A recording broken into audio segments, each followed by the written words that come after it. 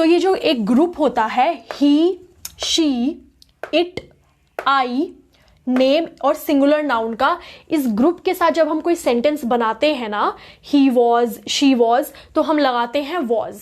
ठीक है, अब ये वॉज नहीं होता है, ये वॉज होता है। हैज के साथ हम ही, शी, इट ये पूरा ही लगाते हैं, लेकिन हम आई नहीं लगाते हैं। So I has read a book, ये कोई सेंटेंस नहीं बनता है, ग्रामेटिकली इनकरेक्ट सेंटेंसेस बनता है। हमेशा ध्यान रखिएगा कि जब भी हम स्पोकन इंग्लिश के बारे में बात करते हैं तो हम कुछ वर्ड्स को जोड़ सकते हैं या फिर घटा सकते हैं, लेकिन ग्रामेटिकली इनकरेक्ट सेंटेंसेस नहीं बना सकते हैं।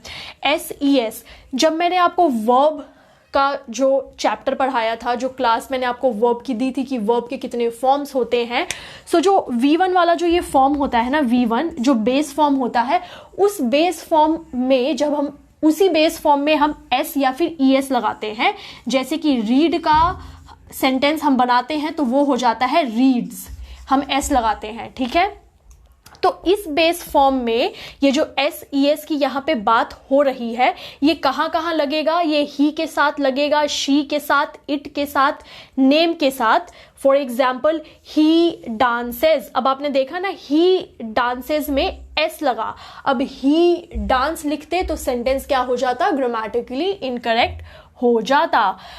ये जो S और ES होता है ना, ये सेंटेंस में जो वर्ब के साथ S और ES बेस फॉर्म में लगता है वो I के साथ नहीं लगता है। एग्जाम्पल से इसको देखिए, ही डांसेस तो सेंटेंस ठीक है, लेकिन I डांसेस, I सिंग्स नहीं, सेंटेंस दोनों ही ग्रामेटिकली इनकरेक्ट है, क्योंकि रूल क्या कहता है कि I के साथ हम S या फिर ES वर्ब नहीं लेता है। वर्ब जिनके साथ SES लेता है वो ये वाला ग्रुप है जो मैंने यहाँ पे लिखा है। एक और एग्जाम्पल से इसको समझते हैं। I read a book grammatically correct sentence है। अब ये होता ना I reads a book, grammatically incorrect sentence ये हो जाता, क्योंकि आई अपने साथ S या फिर ES वर्ब में ऐड नहीं करता है, बेस फॉर्म की वर्ब में। She reads a book grammatically correct है, क्योंकि रूल क्या कहता है कि शी के साथ जो वर्ब का बेस फॉर्म है वो लेता है S या फिर ES। अब इसके साथ मैं आपको एक बहुत अच्छा इंग्लिश का ट्रिक बताती हूँ।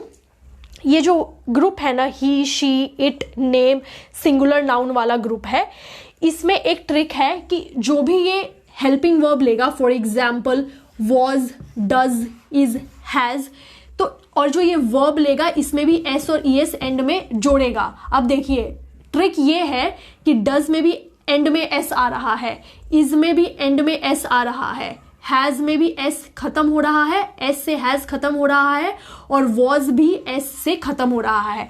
तो ये जो ट्रिक है, इससे आप ये चीज याद करिएगा कि कभी भी आप कोई सेंटेंस बनाएंगी ही, शी, इट, नेम या सिंगुलर नाउन से, तो आपको पता होगा कि जो बेस फॉर्म वाली वर्ब है वो SES लेगा। क्वेश्चन फॉर्म में कोई सेंटेंस बनाएंगे तो आपको पता होगा कि डज ही, डज शी, ऐसे करके आप बना सकते हैं। इज लेता है, हैज लेता है और वॉज लेता है। सो इसको आप अपनी नोटबुक में नोट डाउन कीजिए। अच्छा, एक चीज मुझे आप लोगों को बतानी है, note a very important point, and that is I, we और यू, और ये दे के साथ, किसके साथ? जो सब्जेक्ट्स होते हैं आई, वी, यू और दे, इनके साथ S और ES नहीं लगता है। Always remember this. हैव जो ये है, ये जो हैव हम सेंटेंस में डालते हैं और एक सेंटेंस को बनाते हैं, तो हैव किन किन के साथ लगता है? हैव आई के साथ लगेगा। I have, they have, we have, you have, ठीक है। सो इन के साथ हम हैव लगाते हैं। हमेशा ध्यान रखिएगा कि ये जो यू होता है ना, इसका मतलब होता है तुम या फिर बहुत सारे। तो यू को हम सिंगुलर भी कंसिडर करते हैं और प्लूरल भी कंसिडर करते हैं। सो यहाँ पे मैंने ये मेंशन किया है कि जो यू है इसको हम सिंगुलर, डिपेंड करता है कि हमने सेंटेंस किस कॉन्टेक्स्ट में बोला है। जो हमारा ये ही, शी, इट, ये वाला जो ग्रुप है ना हमारा, ये जो ही, शी, इट वाला, इसको अगर हमको प्लूरल में कोई सेंटेंस बनाना हो तो हम ही शी और इट को हटा के हम इसकी जगह लगा देंगे दे।